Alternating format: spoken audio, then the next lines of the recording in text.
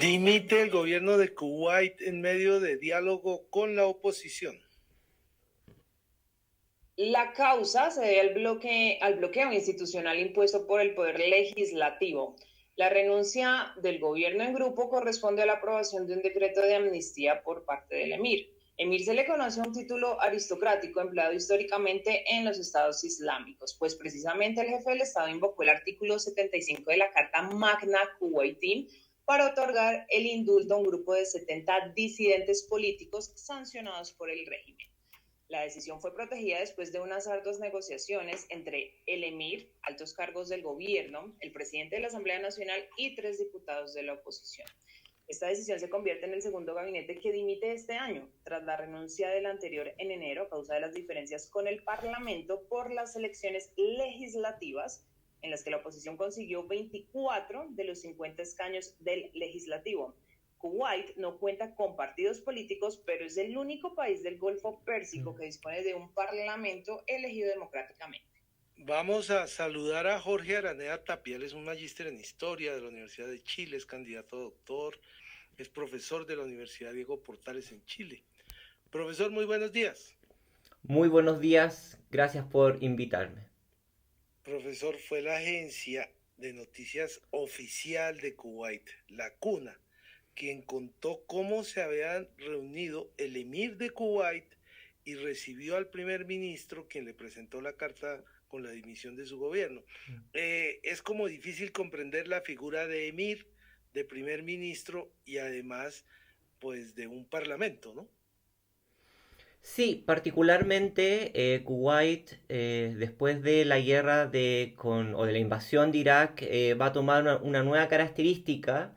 De hecho, es uno de los países del Golfo que más se acerca a un sistema democrático, con todas, lógicamente, el contexto de la zona, y que ha abierto un espacio bastante singular de elecciones parlamentarias que están poniendo ahora al emir en una posición bastante confrontacional. Esto lógicamente viene en un contexto en donde hay que comprender que este no es el segundo gobierno o la administración que pide renuncia, es la tercera. Solamente que en la segunda vez no fue aceptada por el emir, que es una de las potestades que tiene, pero está viviendo literalmente una transición política económica Kuwait en estos momentos, y en esa transición es donde nos encontramos hoy en día. Profesor Jorge, muy buenos días. Profesor, las protestas de la oposición respecto a la corrupción actual hacen que el poder gubernamental pues disminuya de alguna forma. ¿A qué le apuesta entonces el próximo gobierno que pueda representar Kuwait? Lo primero que hay que comprender es que hay que comprender primero el sistema de gobierno que tienen. El emir es un nuevo emir. El pasado emir que gobernaba Kuwait, el Sheikh Sabah al-Ahmad eh, al-Hader, falleció en septiembre del 2020, y lógicamente llega un nuevo emir al poder con una oposición que gana las elecciones, como ustedes muy bien mencionaban, en diciembre del año pasado, con varias propuestas. La primera es que el primer ministro tiene que, lógicamente, presentarse en el Parlamento y ser interpelado por el Parlamento. Ahora, por otra parte, también hay que comprender, y que los radioescuchas comprendan, de que aquí hay una forma mixta de gobierno. En la mayoría de los gobiernos occidentales, los ministros no forman parte del Parlamento, y los parlamentarios, lógicamente, tienen una función legislativa. En el caso de Kuwait, de los 50 parlamentarios, 16 son a la vez ministros de Estado. Por lo tanto, los ministros también forman parte del Parlamento y tienen voz y voto. Por lo tanto, aquí hay una oposición que en primer lugar quiere hacer unas reformas por supuesto, en torno a la corrupción, cómo se ha llevado a cabo la administración o medidas para salvaguardar a la población en términos de la pandemia, pero también quieren reformar el sistema en términos de eliminar esta doble figura de parlamentario ministro y que en el Parlamento no haya esa injerencia por parte del emir, en tanto que los ministros son bajo la autorización del emir. Profesor, ¿tiene Kuwait un problema pendiente desde hace bastante tiempo con estas personas denominados los bidún, que son personas que parece que no tienen nacionalidades, son considerados como apátridas y eso genera muchos inconvenientes de carácter político? Sí, también hay que comprender que al igual que todos los países del Golfo, esto no es una problemática netamente que está presente en Kuwait, sino en todos los países del Golfo. Tenemos particularmente un sistema de gobierno que promueve un Estado benefactor.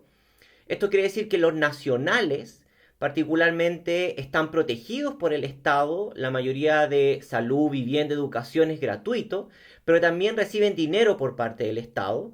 De hecho, lo que va a iniciar la revuelta árabe o la primavera árabe en Kuwait particularmente fue que el antiguo emir va a dar, por ahí por el 2011, va a dar a toda la población kuwaití aproximadamente como 1.000 dinares, que esos son como $4.000 de regalo.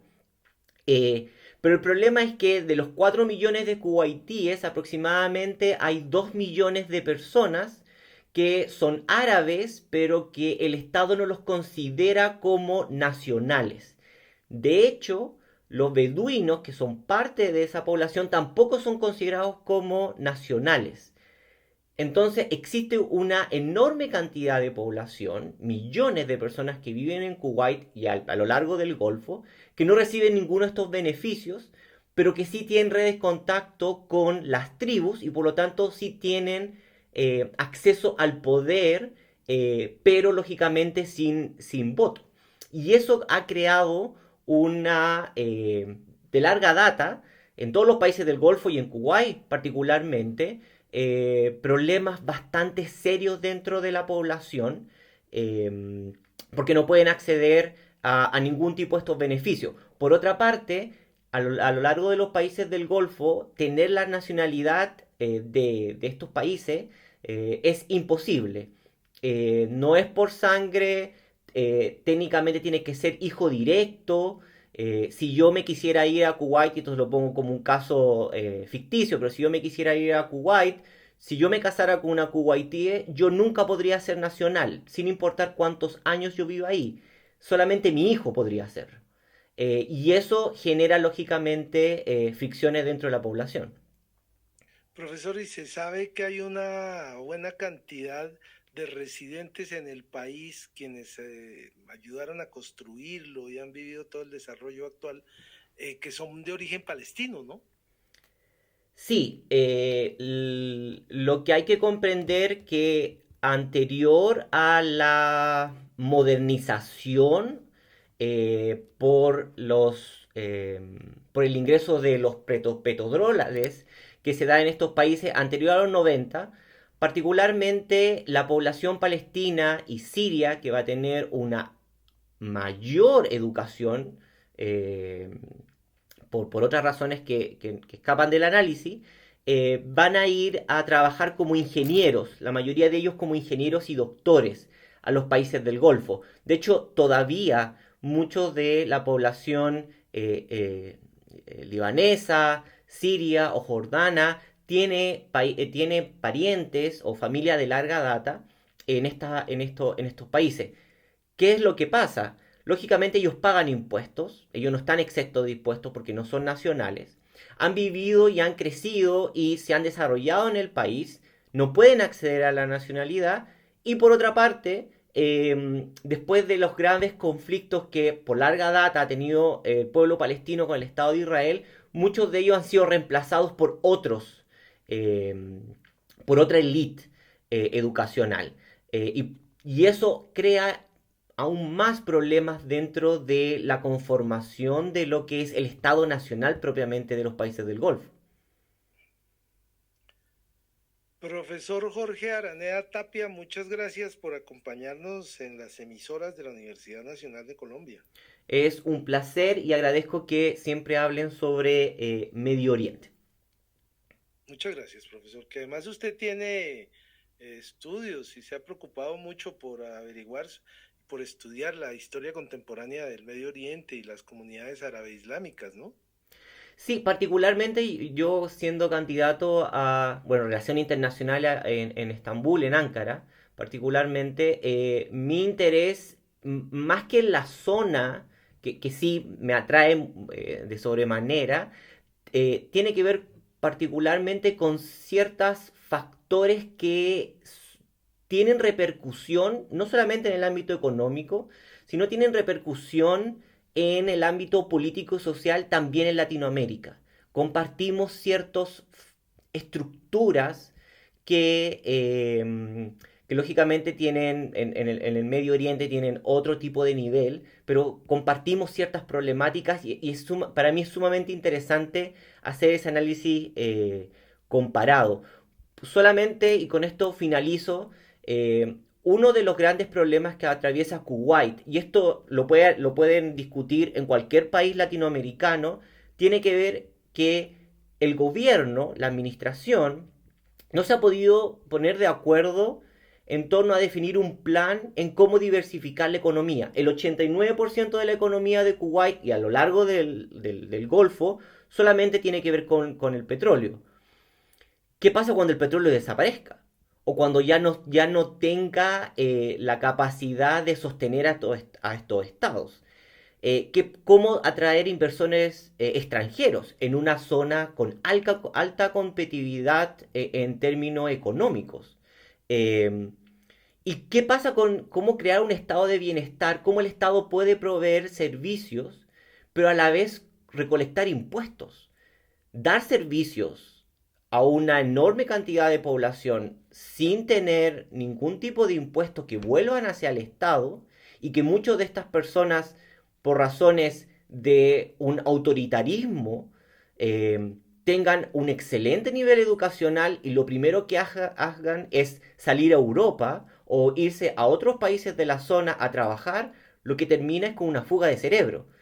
Fuga de cerebro, diversificidad de la economía, atraer inversores extranjeros. ¿Qué pasa con amnistías generales después de las revueltas como lo pueden ver en Chile? No son problemas tan alejados de Latinoamérica.